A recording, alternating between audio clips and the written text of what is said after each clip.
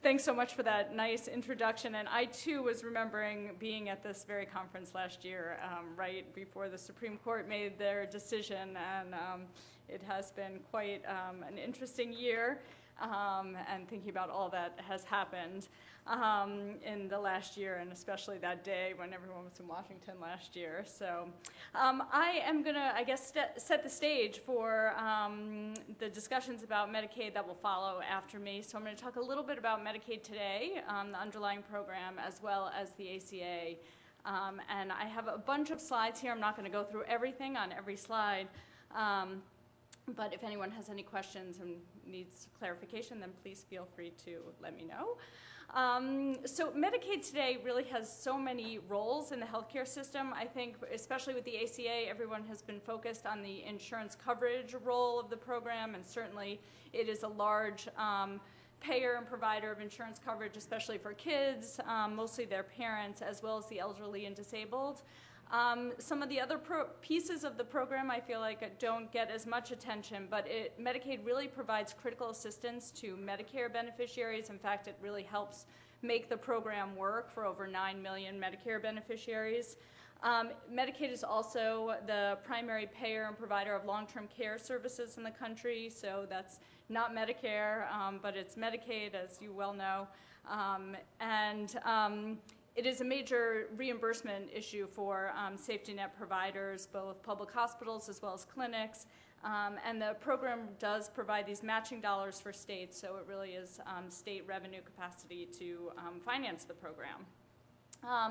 There's often a lot of discussion, particularly at the state and federal level. This word flexibility comes up all the time, so I'm certainly not going to go through each one of these components on the slide, but states really have a lot of flexibility right now to administer the program the way it's set up. There are these core federal requirements, but then states have lots of options around different aspects of the program, how to set eligibility, what benefits and cost sharing look like, how care is delivered, whether that's through managed care, fee-for-service, and a whole continuum of care delivery options, as well as how long-term care services and supports are delivered. So within these federal core requirements, there's lots of different ways, and I'm sure everyone has heard the expression that if you've seen one Medicaid program, you've seen one Medicaid program, because every program looks different across the country. Medicaid also plays a really critical role for selected populations, so it covers about 1/3 of all children and over half of all low-income children. And of course, it's a major factor for individuals living in nursing homes as well as individuals living with HIV/AIDS. Right now, we know that Medicaid eligibility really varies. The program is very generous coverage for children as well as pregnant women, but under the current program, coverage for adults is much more limited. And prior to the ACA, there was really no pathway for adults without dependent children to get coverage through Medicaid. So some states had waivers to provide that coverage, but by and large, that population was generally left out of coverage. We know that also the way states are delivering their programs right now, most Medicaid enrollees receive their care through managed care plans. So, and that includes both capitated managed care plans as well as primary care case management. So enrollees are in some type of coordinated plan, although again, there's a wide continuum of what that looks like across states. We also know that there's a lot of data, and we use this slide and all these studies about what Medicaid does in terms of access. So we know that when looking at children as well as adults, Medicaid does provide access that looks pretty similar to private insurance, particularly when you're looking at primary and preventive care. So individuals, again, both kids and adults that have Medicaid are much more likely to have a usual source of care. They're much more likely to get the care they need when they need it, and they're much less likely to go without care that they need.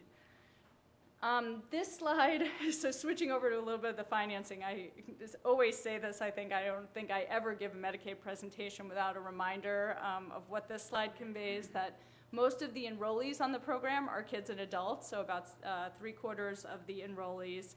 But the aged and disabled individuals on the program represent about 2/3 of the cost, so the bulk of the program is, and the spending of the program is related to those enrollees. And looking at even a narrower slice, Those who are duly eligible for Medicare and Medicaid represent about 15% of the enrollees on the program, but almost 40% of the costs on the program. So there's been a lot of attention, of course, across states on what's happening with coordinating care for the duals. We also know that spending per enrollee varies significantly across the country. So from under $5,000 per enrollee to over $7,000. And there's a whole range of reasons. There's both, there's all of the policy decisions that states make around Medicaid, but there's also, different revenue sources and availability of revenue across states, different demands for public services. Healthcare markets vary across states. And there are just different public policy circumstances and priorities for states. So I think it's complicated when you look at that map and people say, why does New York have high spending and another state has low spending per enrollee? It's really not just one thing. It's so many different factors across different dimensions. Medicaid costs. That feels like it got very loud, doesn't it? Are shared, of course, by the states and the federal government related to that match rate. And the average match rate is about 57%. And I know Stacy's going to cover a lot more of the Medicaid financing issues and the role of Medicaid in state budgets. But this slide really shows, and I think this number was referenced earlier, that Medicaid is about the same in terms of total spending across states in terms of Medicaid and education dollars. But when you look at state general fund spending, Medicaid is a far second. So the reason why that is because the total spending reflects all of the federal dollars that states are receiving to fund the program. And I also show this slide, again, using Stacy's data, that shows there's this notion about what's happening with state general fund dollars for Medicaid, and it's actually remained fairly stable at least over the last decade. Certainly in the last few years, there have been some blips around, and that's mostly been related to the American Recovery and Reinvestment Act funds, when in 2009 and 2010, it was historic years for states when Medicaid spending for states actually declined because of the federal inflow of funds. So that's been jumping around a little bit in the last few years, but it's been related mostly to the stimulus funds. We do an annual budget survey with the states, and we try to track what's happening with enrollment and spending, looking at the last fiscal year for states and going forward. So we try to capture enrollment spending and lots of policy changes. So, this chart shows pretty clearly that spending is mostly driven by enrollment, and enrollment tends to peak during economic downturns. So when you have lots of people losing their jobs and incomes fall, more people become eligible for the program. So we saw spikes during the last economic downturn in 2001 and 2, and again in 2011. And then when we looked at last year, there was very low spending, close to historic low spending in 2012, and there was projected low spending and enrollment growth headed into 2013. So we'll have to keep a lookout when we do the survey this year about what happened in 2013 and what states are projecting going forward. We also collect a lot of information about what's happening across states in terms of policy decisions. I mean, really, since the last economic downturn in 2001, states have maintained this very high focus on controlling costs. So every year, almost every state is implementing some type of policy that looks at controlling Medicaid costs. Often it's related to making adjustments and restrictions in some type of provider payment. There's also been a whole series of restrictions on benefits, so either limiting a benefit or limiting a particular benefit or eliminating an optional benefit. There have been fewer changes related to eligibility, of course, because of the maintenance of eligibility requirements that were in ARA and then carried over with the ACA. I think what's really been interesting and so that's been true for over the last decade. I think what we've really seen a lot of movement in is really related to initiatives to better coordinate care, especially for complex populations. So there's been even more focus on managed care and again, this whole continuum of care coordination initiatives from medical homes and new health homes that were established in the ACA, as well as lots of activity around initiatives related to the dual eligibles.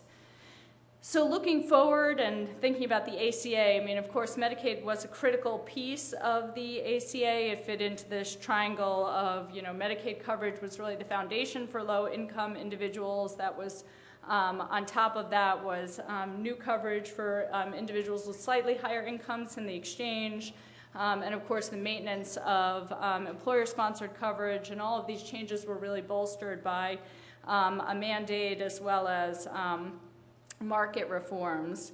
In the Medicaid world, really what this looked at was sort of expanding this umbrella to really extend coverage across the board to adults under 138% of the federal poverty level, which really means expansions in coverage in a lot of states to both parents as well as these adults without dependent children. The other big changes that were part of the ACA really are related to the enrollment experience. So regardless of state decisions to move forward with the expansion, all states are really required to revolutionize really the way that Medicaid enrollment has worked. Under this vision, there are just multiple ways to apply online, by phone, in person, and there's a lot less reliance on paper information, so there's matching with federal data hubs and other state information, and a hope to look at real-time eligibility determinations that are coordinated both through Medicaid and these new marketplaces or exchanges. We know that half of the uninsured today have incomes that are below the new Medicaid threshold, 51%. Of course, the variation is distributed in different ways across states, so certain states make up a much larger piece of the uninsured. We, of course, have been tracking what all you state legislators have been doing around the expansion.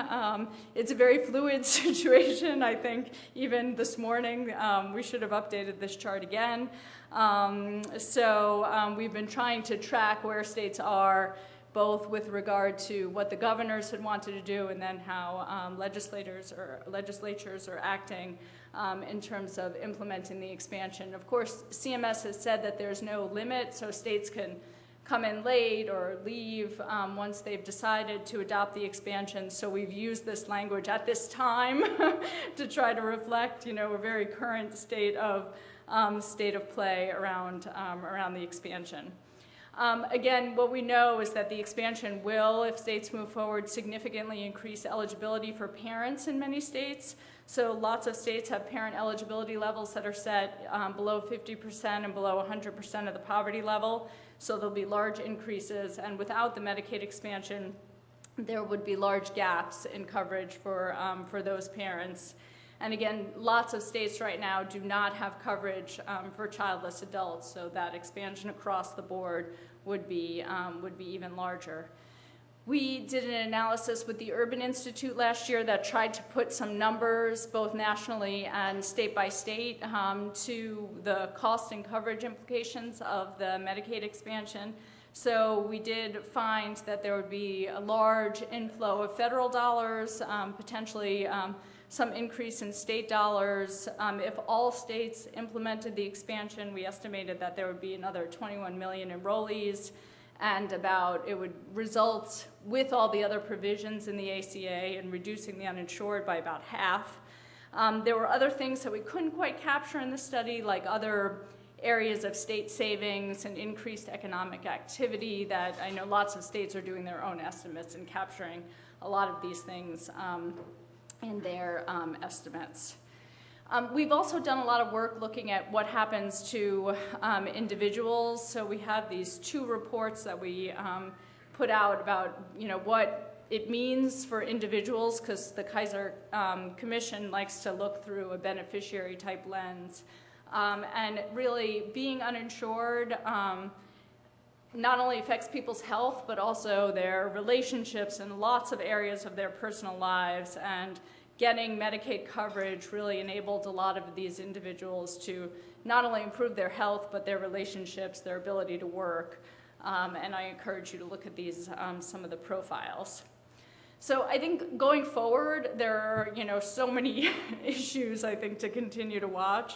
I mean, certainly around the Affordable Care Act, it's not only will or will not states move forward, but how and what that will mean for coverage and how care will be delivered. And there are so many, how enrollment will work. There are just so many things that we're going to be trying to pay attention to. And I think even if states don't move forward, there's so much activity happening around delivery system reform that we will continue to certainly keep an eye on, related to managed care and the duals.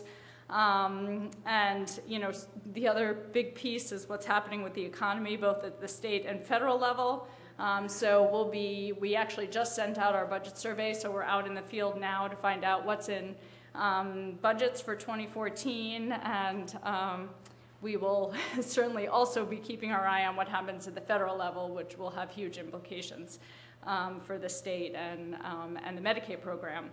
So I tend to talk fast and go through slides very quickly, so I'm happy and interested in hearing from you and answering lots of questions.